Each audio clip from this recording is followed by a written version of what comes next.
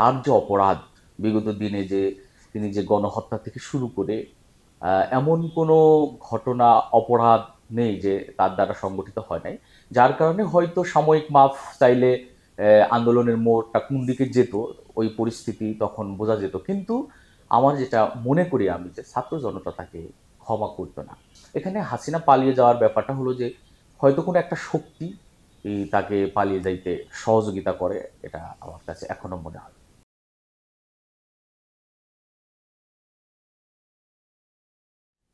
হাসিনার পালানো বা পতিত সরকার হাসিনা এবং তার যে সহযোগীরা বা তার রেজিম যেভাবে শাসন শুরু করেছিল, স্পেশালি আসলে ছাত্র শিবির, আহ, এই সরকার উম, যতদিন ধরে জুলুম এবং নির্যাতনের স্টিম চালিয়ে যাচ্ছিল, ছাত্র শিবিরের শুরু মানে প্রস্তুতিটা আমি মনে করি যে দীর্ঘদিনেরই প্রস্তুতি।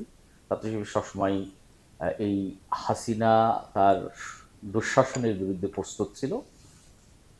আর ২৪-এর আন্দোলনের এই সময়ের আন্দোলনের প্রস্তুতিটা বলতে পারি যে ছাত্র শিবির ২৩-এর যখন নির্বাচন হয়, নির্বাচনের সময় ছাত্র শিবির আহ, একটা ভালো প্রস্তুতি গ্রহণ করেন। স্পেশালি নির্বাচনের সময় যা ২৪-এর জানুয়ারি মাসে যে নির্বাচনটা হয়, সেই নির্বাচনে ছাত্র শিবির বিভিন্ন কর্মকাণ্ডের মধ্য দিয়ে মাঠে থাকার চেষ্টা করেন।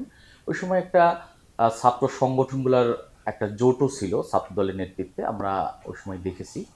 তো সেখানে ছাত্র শিবির সেই জোটের অংশ ছিল না, কিন্তু ছাত্র শিবির এককভাবে হাসিনা নির্বাচন বানচাল থেকে শুরু করে আহ, পতনের আন্দোলনের প্রস্তুতিটা মূলত আমি মনে করি নির্বাচন চলাকালীন সময় থেকেই ছাত্র শিবিরের ছিল, গ্রহণ করে। স্পেশালি যখন বৈষম্য বিরোধী আন্দোলনটার আহ, শুরু হয়, অর্থাৎ কোটা বিরোধী যে আন্দোলনটা, মূলত সেই আন্দোলনের সময় ছাত্র শিবির আহ, আন্দোলন চলাকালীন সময়ে ছাত্র শিবির আহ, আন্দোলনের সাথে এঙ্গেজ হন, আন্দোলনের সাথে সম্পৃক্ত হওয়ার মধ্য দিয়ে মূলত এই আন্দোলনটা একটা বিশেষ রূপ গ্রহণ করে এবং হাসিনা তার সহযোগীদের পতন হয় এবং দেশ থেকে তারা বিতাড়িত হয়।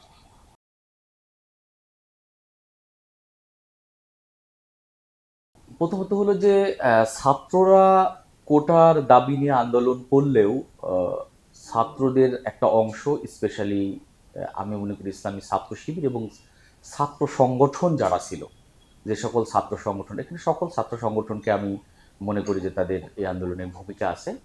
সকল ছাত্র সংগঠনেরই চাওয়া পাওয়া ছিল যে হাসিনার এই আন্দোলনটা যেন তার পতনের দিকে যায়।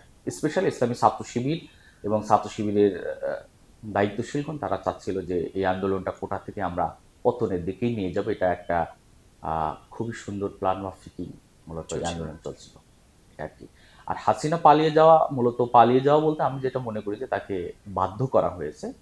সে তার নিরাপত্তা আর সার্বিক পরিস্থিতি দেখেই মূলত সে পালিয়ে গিয়েছে। আমার কাছে যেটা মনে হয় যে সে যদি ক্ষমা চাইতো বা মাপ চাইতো, এরপরেও ছাত্র জনতা তাকে আহ, তার যে অপরাধ, বিগত দিনে যে তিনি যে গণহত্যা থেকে শুরু করে এমন কোনো ঘটনা, অপরাধ নেই যে তার দ্বারা সংগঠিত হয় নাই। যার কারণে হয়তো সাময়িক মাফ চাইলে আন্দোলনের মোড়টা কোন দিকে যেত, ওই পরিস্থিতি তখন বোঝা যেত। কিন্তু আমার যেটা মনে করি আমি, যে ছাত্র জনতা তাকে ক্ষমা করতো না। কারণ অপরাধীর, এই ধরনের অপরাধের আসলে ক্ষমা করার এখতিয়ার আসলে কারো নাই। বিচারিক ক্ষমাটাই আসলে, বিচারিকভাবে যদি সে ক্ষমাপ্রাপ্ত হন অথবা সাজাপ্রাপ্ত হন, এটাই আমার কাছে মনে হচ্ছে বেশি যুক্তিযুক্ত ছিল আর কি। এখানে হাসিনা পালিয়ে যাওয়ার ব্যাপারটা হলো যে হয়তো কোনো একটা শক্তি তাকে পালিয়ে যাইতে সহযোগিতা করে, এটা আমার কাছে এখনো মনে হয়।